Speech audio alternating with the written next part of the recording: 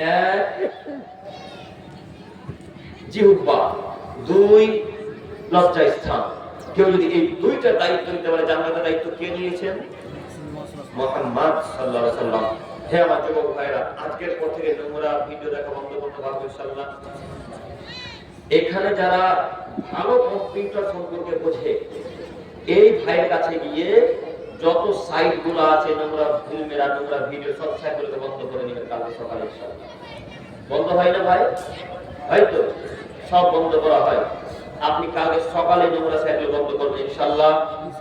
পারবেন না ইনশাআল্লাহ? বন্ধ করেন, নাহলে কিয়ামত মাঠে টিকতে পারবেন না।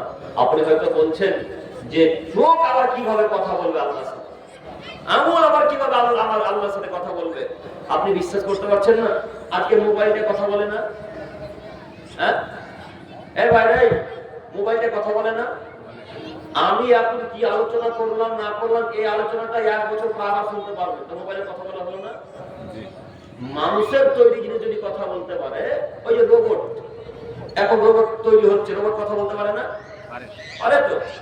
যে মানুষের তৈরি জিনিসে যদি কথা বলতে পারে, আল্লাহ তৈরি হাত কথা বলতে পারবে না?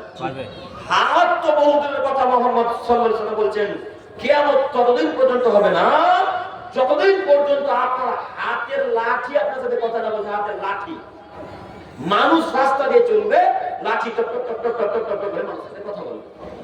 কিয়ামত ততদিন পর্যন্ত হবে না যতদিন পর্যন্ত মানুষের স্যান্ডেল, জুতা মানুষের সাথে টক টক টক টক টক করে কথা না বলছে। মানুষের জুতা, এই যে জুতা, এই জুতা মানুষের সাথে যতক্ষণ কথা না বলবে ততক্ষণ কিয়ামত হবে না। আল্লাহ নবী বলছেন, যতদিন গরু ছাড়া রাস্তাতে কথা না বলবে মানুষের সাথে, ততদিন কিয়ামত হবে না। এইভাবে তিনি বিবরণ দিতে দিতে দিতে দিতে দিতে দিতে দিতে শেষ পর্যায়ে এসে বলছেন, সর্বক্ষেত্রে মানুষ, যতদিন তোমার স্ত্রীর জান তোমার সাথে কথা না বলছে ততদিন পর্যন্ত কিয়ামত হবে না। আব্দুল কারিম সাহেব, স্ত্রীর জান কেন কথা বলবে? ও বুঝেননি? আপনার অনুপস্থিতিতে যদি আপনার স্ত্রী কোন পরপুরুষের সাথে জেনাতে লিপ্ত হয়, তাহলে আপনার স্ত্রী জান টক টক টক টক টক টক টক টক করে আপনার সাথে কথা বলবে। যেমনই বাড়িতে প্রবেশ করবে তখন আপনার স্ত্রী জান বলতে শুরু করবে, আব্দুর রহমান আপনি বাড়িতে ছিলেন না, তার সুযোগ নিয়ে আপনার স্ত্রী পরপুরুষের সাথে জেনাতে লিপ্ত হয়েছিল। আপনি ছিলেন না, তার সুযোগ নিয়ে আপনার স্ত্রী পরপুরুষের সাথে জেনাতে ব্যভিচারে লিপ্ত হয়েছিল। অতএব আপনাকে শাস্তি দেন, মহিলাদের জান টক টক টক টক করে কথা বলবে। সম্মানিত মুরব্বী সাহেব, সম্মানিত ভাই, আমি আপনার ধ্বংসের কারণ দেখাচ্ছিলাম। আপনাকে আমি অনুরোধ জানাচ্ছি, আজকের পর থেকে এই নোংরা ফিল্ম, নোংরা ভিডিও দেখা বন্ধ করবো ইনশাআল্লাহ। ইনশাআল্লাহ, ইনশাআল্লাহ।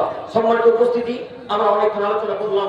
তার একটি আলোচনা ছিল যুব সমাজ ধ্বংসের কারণ। আমি আমার যুবক ভাইদেরকে অনুরোধ করে বলতে চাচ্ছি, হে আমার যুবক ভাইরা, আপনাদের প্রতি আমার আহ্বান, অনুরোধ এতটুকু যে আজকের পর থেকে যা কর্ম করি না কেন, বিশেষ করে আল্লাহর জন্য 10 থেকে 20টা মিনিট সময় বের করবো ইনশাআল্লাহ।